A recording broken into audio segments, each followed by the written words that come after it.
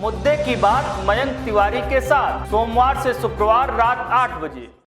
घड़ी इशारा कर रही है 8 बजे रात का, वक्त आपके मुद्दे की बात का। आज मुद्दा है उत्तर प्रदेश के रामराज्य पर। आज मुद्दा है पत्रकारिता की साख बचाने पर, जहां 2014 से पहले टीवी चैनल्स खुलकर कमिंग अप लिखकर चलाते थे कि महंगाई पर मनमोहन मौन क्यों है। आज उन्हीं टीवी चैनल्स को बढ़ती महंगाई, बेरोजगारी, पेपर लीक, एनकाउंटर, बुलडोजर समेत तमाम मुद्दों पर खामोश होते हुए देख रहा हूं। ऐसा लगता है कि पत्रकारिता कमोबेश चाटुकारिता में तब्दील हो गई है।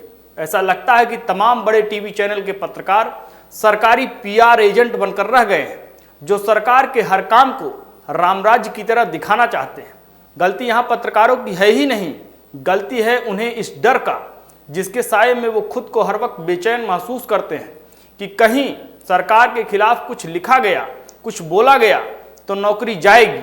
अब यहाँ बात आती है पापी पेट की, परिवार के भरण पोषण की, जिसके आगे पत्रकार बेबस दिखता है। कुछ पत्रकार इसके आगे बढ़कर खेलने की कोशिश करते हैं तो उनके खिलाफ मुकदमा दर्ज हो जाता है। एनबीसी भारत सीधा सा सवाल पूछ रहा है कि आखिर पत्रकारिता का धर्म क्या कहता है। क्या सत्ता पर आसीन किसी राजनीतिक पार्टी से सवाल पूछना पत्रकारों का हक नहीं है? क्या जिस हाल में पत्रकार काम कर रहा है, ये हालात स्वस्थ देश के लिए, स्वस्थ समाज के लिए ठीक है? क्या इससे स्वस्थ समाज का निर्माण संभव है? वरिष्ठ पत्रकार अभिषेक उपाध्याय के खिलाफ उत्तर प्रदेश में मुकदमा दर्ज किए जाने की मैं निंदा करता हूं।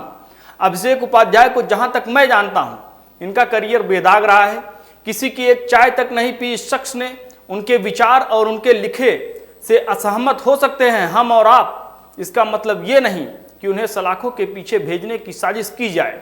सरकारों के खिलाफ आरोप लगते रहते हैं, आरोपों का जवाब देना चाहिए, न कि मुकदमा लिखना चाहिए। बड़े बड़े मसले, मुद्दे किनारे कर एक वरिष्ठ पत्रकार से लड़कर और एफआईआर दर्ज करा के उसे इतना अहमियत देना कैसी रणनीति है?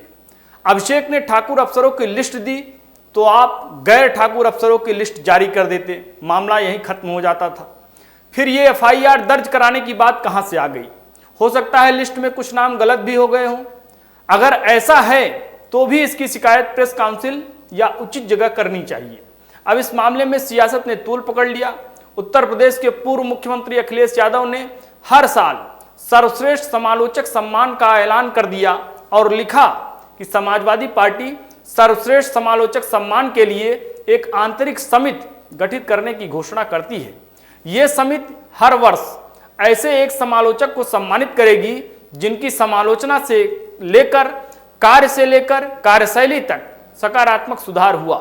इस समिति की संस्तुति के आधार पर ही सर्वश्रेष्ठ समालोचक सम्मान की घोषणा की जाएगी। सकारात्मक पत्रकारिता लोकतंत्र की दिग्दर्शक होती है।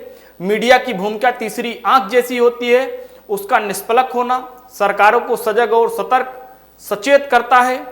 समालोचना की स्वीकार्यता सशक्त, समर्थ और स्वस्थ मनमानस का प्रतीक होती है।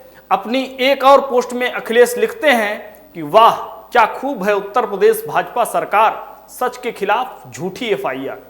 खैर, अब ऐसे में पत्रकारों को खुलकर आगे आना होगा, कलम की साख बचाना होगा, सरकारों को आईना दिखाना होगा, असल मुद्दे उठाना होगा, वरना दब जाएगी जनता की आवाज, छिन जाएगी पत्रकारों की आजादी। जिस रामराज्य की कल्पना 2017 से पहले की गई थी, सरकार बनी तो शेर और बकरी एक ही घाट पर पानी पिएंगे।